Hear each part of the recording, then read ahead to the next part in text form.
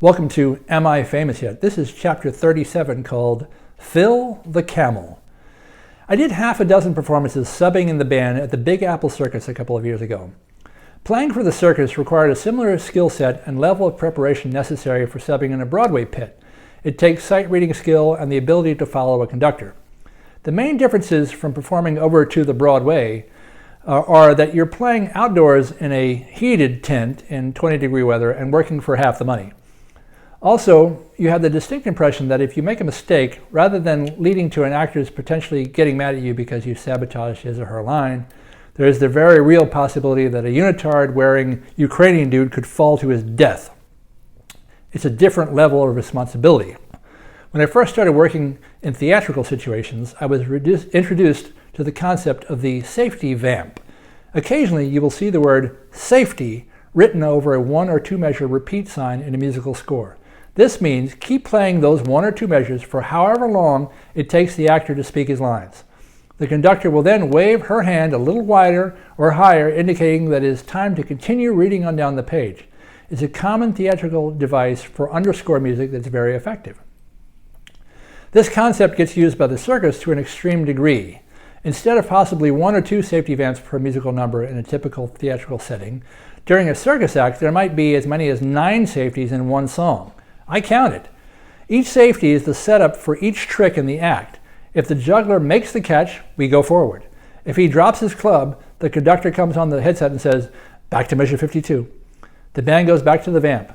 The cat sets up the trick again and either makes it so that we get the cue to go on, or misses it another time. In that case, we get to hear again in our headsets, "Back to measure 52."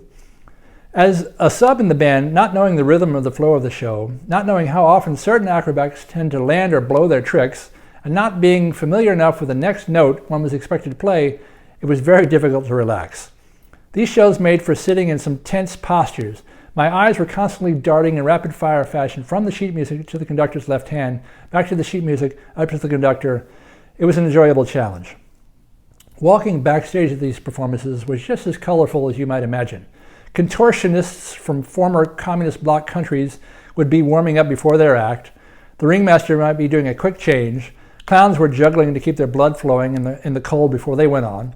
There were rows and rows of motorhomes where the performers and crew lived as they toured. And there were makeshift animal enclosures to house the various critters between performances. My favorite animals backstage were the camels. They were in stables with barricades up to keep you a few feet from the doors and signs that said, "Warning, camels bite." They spit too, but I think these camels were fairly domesticated and not big spitters. Fortunately, the barricades helped keep us far away enough not to find out. I believed the biting sign because the first time I saw it, the camel was actively trying to chew up the metal sign. Point taken. I don't know if the biting signs had been posted out of an abundance of caution owing to hard-won experience. I can completely envision a child being given a backstage tour of the circus.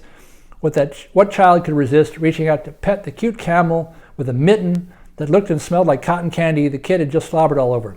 Bang! Little Timmy loses a finger to dromedary before he knows what hit him.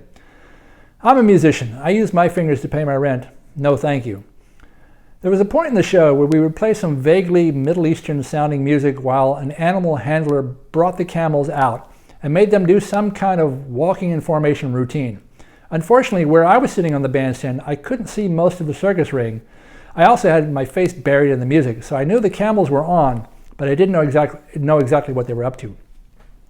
Before my first show, I was told that though the camel routine was still in the show, Phil the Camel, the biggest of the camels, had been cut from the act.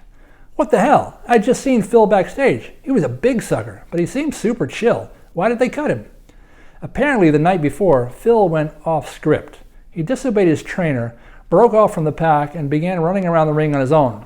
Reportedly, he also started enjoying some of the kids' popcorn in the front row. This was a little too close to the audience for the comfort of the circus management and their legal representatives. Phil was out. There was a postulation floated to us in the band members for the reason for Phil's rebel nature. I have no independent scientific confirmation of this, but I like it anyway, so internally it remains my official explanation. Phil was castrated, as many domesticated animals are. It is untoward for a camel to be thinking about humping, get it, during a song and dance routine for small children. Their ghoulies are chopped off so that the animals have nothing better to do than to remember their dance steps in an act that follows a literal dog and pony show. Seriously, a dog and a pony. It's the circus. Anyhow, allegedly, the vet performed the snippety doo-dah day on Phil a little later in life than is optimal. Though he was now a gelding with no current hormonal temptations, apparently he still had some memories left of better days. Everyone remembers the thrill of young love, right? Well, Phil was no exception.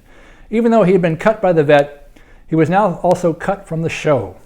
Sadly, someone also reported to us that at each performance, when we began playing the music for Phil's act, he started becoming active in the stall, wondering why he wasn't going on to the ring to thrill his fans. Poor Phil. I don't know what became of him. Hopefully the circus folk found him a stall at the happy Camel retirement farms with all the desert grass he could ever want to eat.